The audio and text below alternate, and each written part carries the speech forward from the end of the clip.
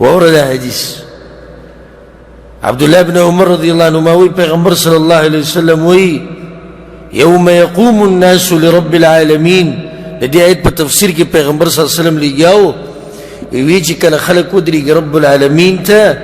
انو یقوم احدهم فی رشحه الى انصاف اذونیه چی کل پا دوی کی سوک ودری گی رب العالمین تا قیامت پورز ناغب پا خپل خلو کی ولاری او پا دی خلو کی با دومر دوب ولاری چی دا خلو بے غگونو ترسی حدیث کی دا رازی چی اللہ با دا قیامت پورز دا نور رانجدی کی تردی چی دا یو میل پا فاصلہ کی بش دا یو میل پا فاصلہ کی با دا نور شی نو پا خلقو بندی با گرمی و سخت دیرش نو بید اعمالو مطابق با خلقو بندی خولا رازی خانو باز پا کیا گئی چی با سوری کی با ولاری کم چی لکه دا عرش پا سوری کی با ولاری یا نور دیسی او آغا چی لاغوی پا قسمت کی سورے نئی ناغوی با دا اعمالو مطابق پا خلو کی سی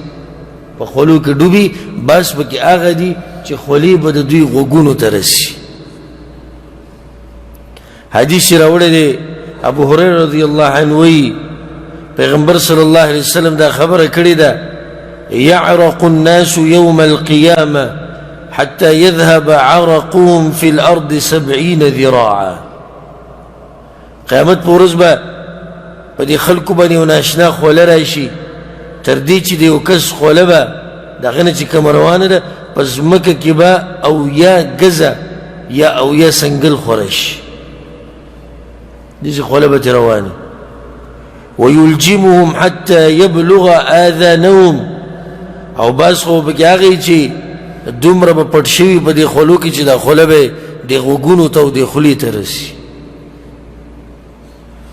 بعض روایتوں کی راضی چی ومنهم من یلجمه العرق الجاما بعض آگے دی چی اگر بالکل پا دی خلو کی ڈوبی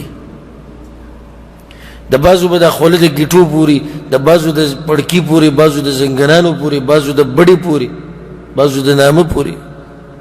اعمال مطابق خبری دی رب العالمین دی اگر ورز منگتا سانکی